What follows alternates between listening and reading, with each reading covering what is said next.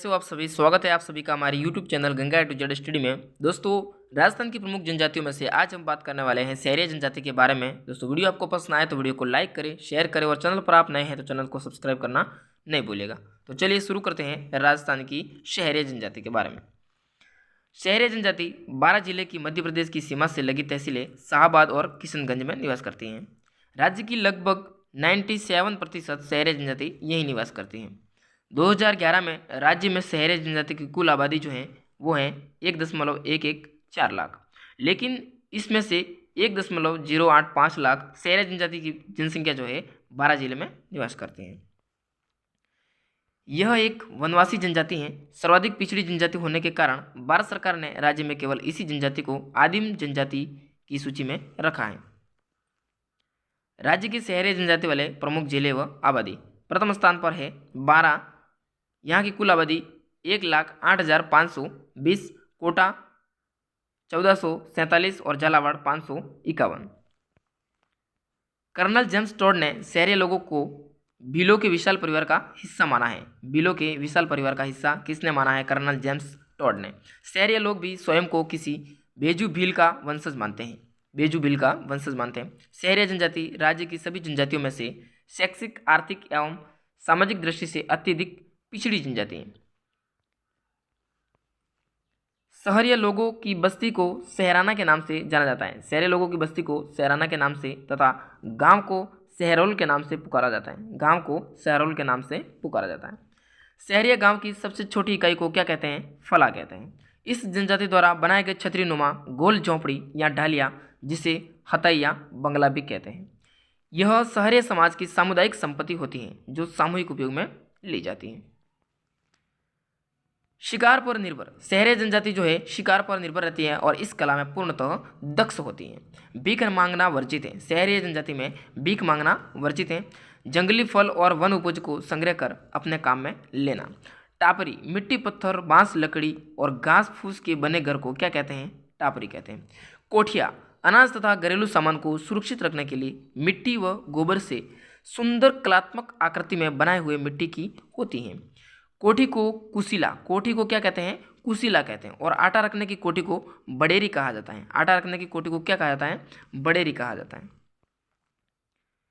घने वनों में निवास करने वाली सहरिया परिवार पेड़ पर या बल्लियों पर मचाननुमा छोटी झोंपड़ी बनाते हैं, जिससे क्या कहते हैं? गोपना, कोरुआ और टोपा भी कहते हैं। गोपना, कोरुआ और टोपा भी कहते हैं। परिवार पितृसत्तात्मक एवं पितृवंशीय होते हैं। घर का मुखिया पिता ही होता है। पंचायत सहरिया समुदाय की एक महत्वपूर्ण संस्था है। पंचायत जो है सहरिया समुदाय की एक महत्वपूर्ण संस्था है जिसके तीन स्तर पंचताई, एकादशिया और चौरासिया होते हैं। चौरासिया पंचायत 84 गांवों की पंचायत होती है। ये सबसे बड़ी पंचायत है जिसकी बैठक सामान्यतः सीताबाड़ी स्थान पर वाल्मीकि मंदिर में होती है। सहराना परिवार एवं गांव के मध्य विवादों को ये पंचायत सुलझाती है।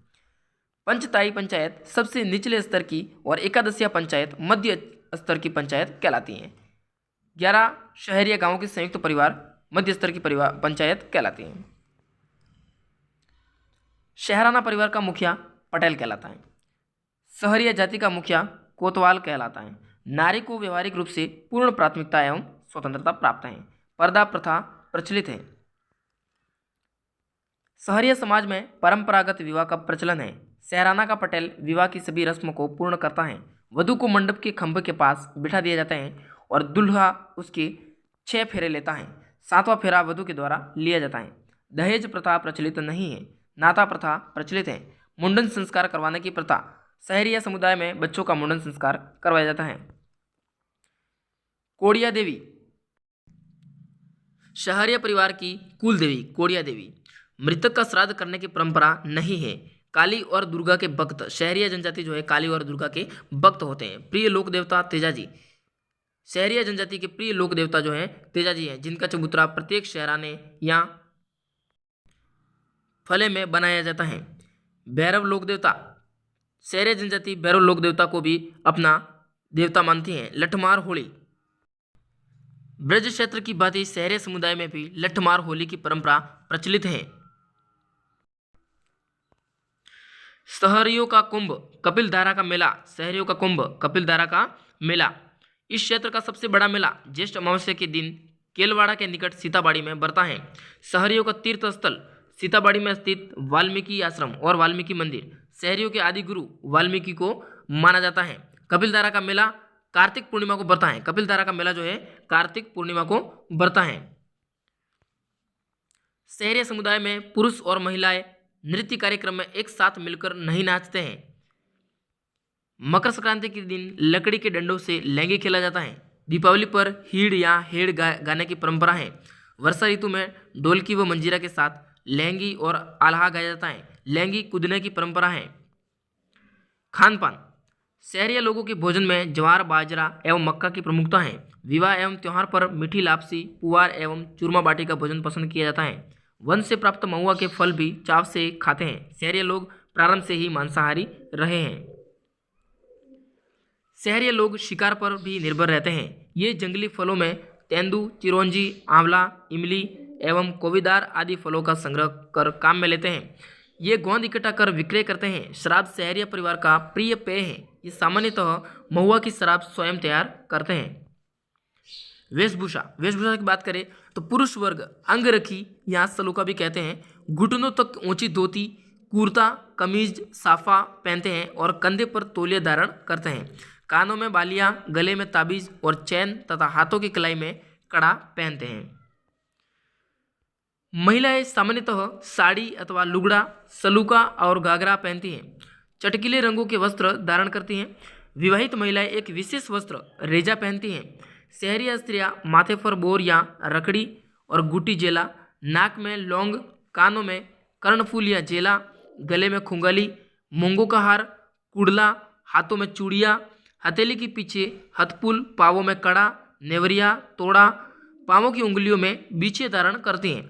विधवा स्त्रियां बिछिया नहीं पहनती हैं। विधवा स्त्रियां बिछिया नहीं पहनती हैं। शहरिया स्त्रियां गोदना गोदवाने की बड़ी शौकीन होती हैं, लेकिन पुरुष वर्ग में गोदना वर्जित है। शहरिया परिवार में पुत्र जन्म की सूचना थाली बजाकर दी जाती है। सूर्य पूजा के अवसर पर जच्चा के पीहर से वस्त्र आदि आते हैं, जिसे पचलाना कहते हैं। प्रसव के बाद जच्चा को रोजाना कछोड़ा खिलाया जाता है। जलवा पूजन के एक सप्ताह बाद तक प्रसूता को 10 मूल खिलाया जाता है।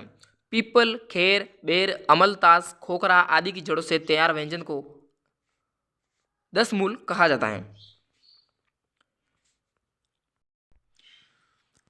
लांगुरिया लोकगीत एवं लोक नृत्य विवाह अवसर पर शहरी लोगों में लांगुरिया लोकगीत एवं लोक नृत्य का आयोजन होता है एवं रागिनी गीत गाए जाते हैं। बाल विवाह प्रचलित नहीं है। बांसी फेरे या गड़ा फेरे की रस्म यदि कोई अविवाहित पुरुष किसी विवाहित स्त्री से नाता करता है तो उसे बांसी फेरे या गड़ा फेरे की रस्म निभानी होती है, जिसे कुंवारा पाप उतारना भी कहते हैं। तेजा दशमी आश्विन शुक्ला दशमी के दिन शराब मांस का सेवन वर्जित रहता है। पनिवार संस्कार मृत्यु के तीसरे दिन किया जाने वाला संस्कार पनिवार संस्कार कहलाता है। नगरकोट माताजी शहरी जनजाति इसे अपनी शक्तिशाली माताजी मानते हैं। फाग गाना होली के अवसर पर शहरी स्त्री पुरुष अलग अलग टोलियों में इकट्ठे होकर फाग गाते हैं एवं राई नृत्य करते हैं। इसमें ढोलकी, नगाड़ी, झांझ एवं मजीरा वाद्यों का प्रयोग करते हैं। विवाह के अवसर पर ढोलकी और तुमड़ी वाद्य यंत्रों पर रसिया, कन्हैया और बाजटा गाते हैं। चैत्र वैशाख में रागिनी गाई जाती हैं। भाद्रपद माह में तेजाजी गाया जाता है। दारी संस्कार मृत्यु के तीसरे दिन मृतक की अस्थियां और राख एकत्र कर रात्रि में साफ आंगन में बिछाकर ढक देते हैं एवं दूसरे दिन उसे देखते हैं। शहरी समुदाय में ये मान्यता है कि इस राख में जिस आकृति के पद चिन्ह बनते हैं मृतक उसी योनि में पुनर्जन्म लेता है। आकृति देखने के बाद अस्थियों को एवं राखों को सीताबाड़ी में स्थित बाणगंगा या कपिलधारा में प्रवाहित कर दिया जाता है। शहरी समुदाय में इसे दारी संस्कार कहा जाता है। शहरी जनजाति में मृत्यु भोज को लोकामी कहा जाता है। यह अपनी उत्पत्ति प्राचीन कालीन सबरा आदिवासियों से मानते हैं। शहरी लोगों की आजीविका का प्रमुख साधन कृषि, मजदूरी, वनों से लकड़ी व अन्य उपजे एकत्र करना। ये खाकरा, प्लास या बखोरा की जड़ों से रस्सियां गूंथकर बेचते हैं।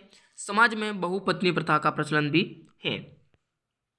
लीला मोरिया संस्कार, शहरी समाज में विवाह से जुड़े इस संस्कार में दूल्हे के बालर बांधकर खाट पर बैठा देते हैं एवं सभी लोग नृत्य करते हैं। शहरी जनजाति में गंभीर बीमारियों की स्थिति में घास भैरू की पूजा की जाती है, जिसमें सूअर की बच्चों की बलि दी जाती है। किसी शहरी या व्यक्ति की मृत्यु सांप के काटने से, चेचक या हैजे के कारण हुई हो तो उसे जमीन में दफना दिया जाता है, जलाया नहीं जाता है।